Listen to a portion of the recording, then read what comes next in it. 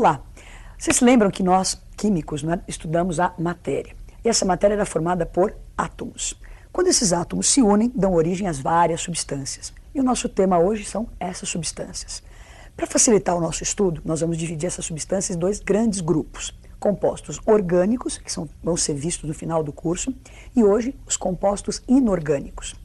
Existem 4 funções importantes, que são as que nós vamos observar então nessas 2 aulas que seguem.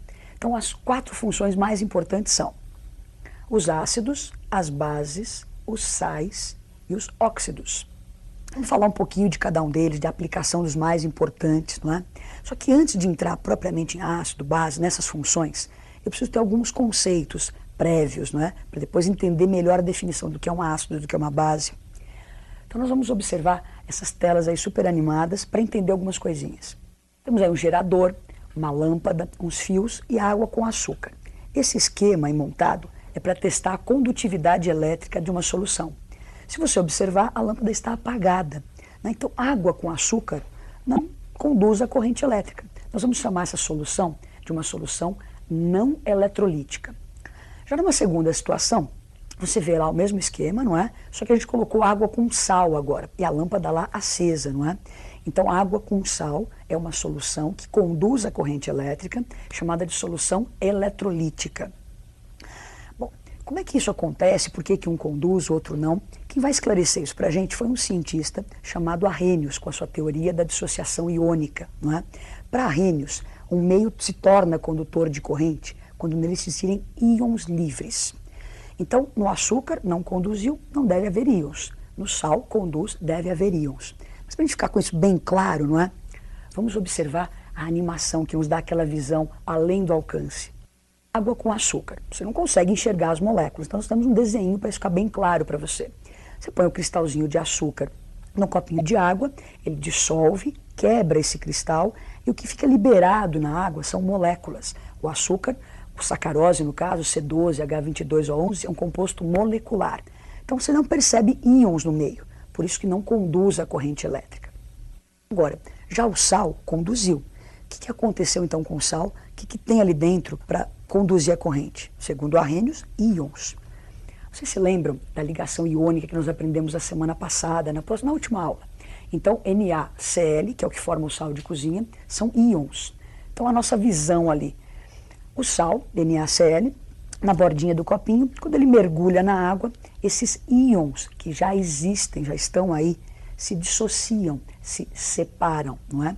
Então o sal, um composto já iônico, na água libera os seus íons, tornando o meio condutor de corrente elétrica.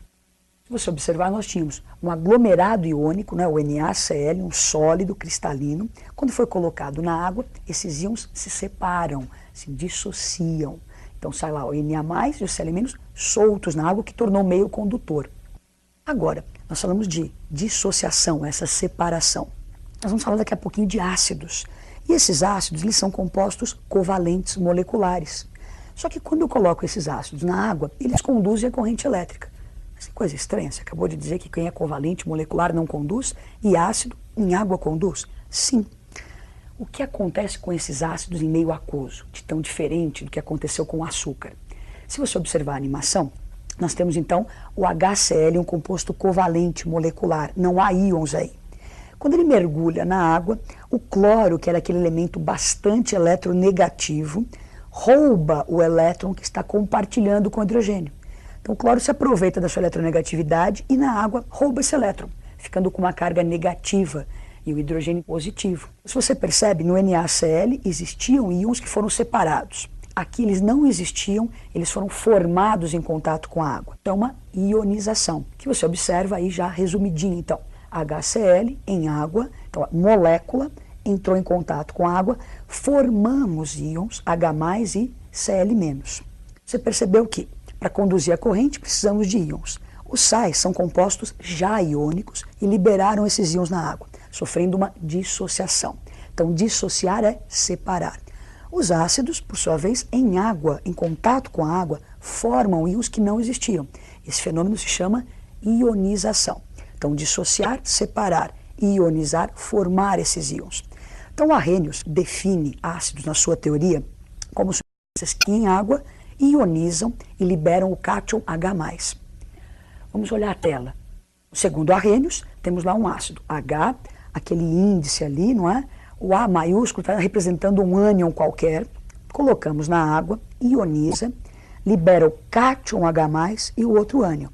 Então você percebe que o Azinho minúsculo ali é o índice do hidrogênio, então entram 1, 2, vão sair 1 ou 2, e é a carga do ânion. O que é importante para a gente é esse cátion H+. Então o que define ácido, o que determina a acidez de um meio é a presença deste íon H+. Então no futuro, quando a gente for estudar pH, medir a acidez de um meio, é este íon que determina a acidez. Nós vamos ver agora alguns exemplos com alguns ácidos das suas ionizações. Então observem a tela. O HCl, em contato com a água, ele ioniza, liberando aí o cátion H+, caracterizando um ácido. Então você vê aí H+ e meio aquoso, e liberando também o íon Cl-. Como o HCl libera só um hidrogênio ionizável, né, só um cátion H+, ele é um monoácido. Como ele não tem oxigênio na sua estrutura, a gente classifica ele de hidrácido. Na sequência, aparece o ácido H2SO4. Então ele já tem um índice ali, se você olhar no hidrogênio, 2. Então são 2 H+, 2 íons H+ liberados na água. Se você tira o H, o que sobra é o ânion, é o SO4. Lembra que o índice é a carga desse ânion, então SO4, 2-. Este ácido, esse exemplo, como ele liberou 2 hidrogênios ionizáveis, ele é um diácido. E como ele tem oxigênio na sua estrutura, um oxiácido. Agora nós vamos observar os principais ácidos e algumas aplicações desses ácidos. Então, olhando a tela, nós temos ali HCl, ácido clorídrico. É o ácido que você tem no seu estômago, que causa azia. Também vendido no comércio como ácido muriático, para limpar chão de pedra. E o H2SO4, ácido sulfúrico, extremamente importante. Um dos principais componentes da chuva ácida, presente na bateria do automóvel, na indústria extremamente usado em vários setores. HNO3, ácido nítrico, descoberto lá pelos alquimistas, era chamado de aquaforte já naquela época. Então um ácido que também está presente na chuva ácida e entra na fabricação de explosivos e fertilizantes. H3PO4, o ácido fosfórico, você encontra em alguns refrigerantes, ele aparece lá como acidulante. H2CO3, o ácido carbônico, aparece também em bebidas efervescentes, refrigerantes, champanhe. Acabamos os ácidos, vimos os mais importantes e algumas das suas aplicações. Agora nós vamos falar das bases. Ainda falando de Arrhenius, né, ele definiu a base ou hidróxidos como substâncias que em meio aquoso dissociam e liberam exclusivamente o ânion OH-. Vamos formalizar o que a gente acabou de dizer ali na tela. Então, temos uma substância, esse C representa um cátion qualquer, o ânion OH, lembra que a carga do cátion escorrega lá no índice do ânion, coloquei na água, dissocia, lembra que separa os íons. Então nós temos o cátion e o que é importante, este ânion OH, que é a hidroxila. Se uma substância na água dissociar e liberar o OH, segundo Arrhenius, eu posso chamar isso de uma base ou hidróxido. Nós vamos ver alguns exemplos agora de dissociações de bases. 2 exemplos bem importantes. Olha para a tela. Então, NaOH, um composto cristalino, sólido, colocado em água, vai formar o Na+, meio aquoso, então está separando os íons, e libera lá o OH-, a hidroxila. Como esta base liberou só uma hidroxila, ela é classificada de uma monobase. No próximo exemplo, a gente observa o MgOH2, não é? Colocado em água, dá o Mg2+, como você tem 2 hidroxilas, se você observar lá 2 OHs, vão sair nadando na água 2 OHs. Como se libera 2 hidroxilas, eu vou classificar essa base como uma dibase. Então, base, substância que na água libera este OH-. Para você dar um nome para as bases, daqui para frente vai ser uma maneira mais simples de se dar um nome. Nós vamos falar primeiro o nome do ânion, depois o nome do cátion. As bases têm sempre como ânion o OH, o hidróxido. Então, para se dar o nome das bases, olha como é que a gente faz. Primeiro se escreve o hidróxido, que seria o nome do ânion, D, e o nome do cátion. É importante que você se lembre, é lógico, da tabela de cátions, não é? Que aparece no site, você pode ter na sua casa e tal. Vamos pegar agora as principais bases. Vamos ver como é que elas, quem são e as suas aplicações. Então, olhando a tela, as principais bases. NaOH é o hidróxido de sódio, soda cáustica, não é? extremamente importante você ter em casa para desentupir pia. Você usa para fazer sabão, uma base forte. O MgOH2, o hidróxido de magnésio, que é o que você, quando você tem azia, você bebe, que é um antiácido, leite de magnésia, ruim por sinal, né? CaOH2, o hidróxido de cálcio. Você já viu um pedreiro fazendo argamassa, né? Então ele põe cimento, põe areia e põe um pó branco, que é essa cal hidratada. Se ela estiver dissolvida em água, nós temos a água de cal. A LOH3, o hidróxido de alumínio, também usado como antiácido. E o NH4OH, o hidróxido de amônio, que é o amoníaco usado em produtos de limpeza. Nós já vimos um pouquinho de ácido, um pouquinho de base. Nós comentamos aí que o hidróxido de magnésio era usado como antiácido. Então você levanta, tem uma azia causada pelo ácido clorídrico. Você vai ingerir o hidróxido de magnésio, que é um antiácido. O que acontece? Por que diminui, alivia a minha azia? Que reação é essa? Não é?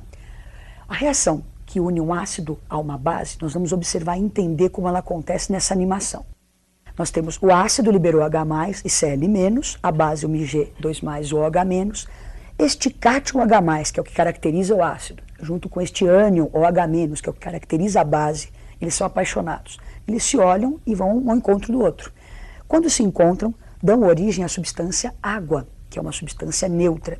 Então acabou de acontecer uma reação, formando-se água. Daí o nome da reação ser neutralização. Formamos água, que é algo neutro. Um ácido e uma base interagem produzindo água. Vamos formalizar isso numa reação, porque além da água, você viu que sobraram lá os íons Mg2+, Cl-. Como é que se organiza isso de uma maneira mais formal? Observem a tela. Então nós temos o H+, que era o ácido, com a base MgOH2, reagem, então o H+, se uniu ao OH-, formando água, e sobrou o Mg e o Cl. Para formalizar aquela estrutura, primeiro o cátion, depois o ânion, a carga do magnésio vai para o índice do Cl e vice-versa. Bom, a reação está feita, não é? Então, ácido mais base forma sal mais água. O nome dessa reação, neutralização. Só que eu preciso balancear a reação. O número de átomos que entra tem que ser igual ao número de átomos que sai. Então, para que a neutralização seja uma neutralização total, o número de hidroxilas tem que ser igual ao número de H+. Se eu tenho 2 hidroxilas, eu preciso colocar lá 2 H+. E vou conseguir formar, então, 2 moléculas de água. Então, está aí a reação de neutralização. Hoje nós aprendemos um pouquinho de ácidos, de bases e essa reação de ácido e base. Na próxima aula vão ficar os óxidos e os sais. Até lá!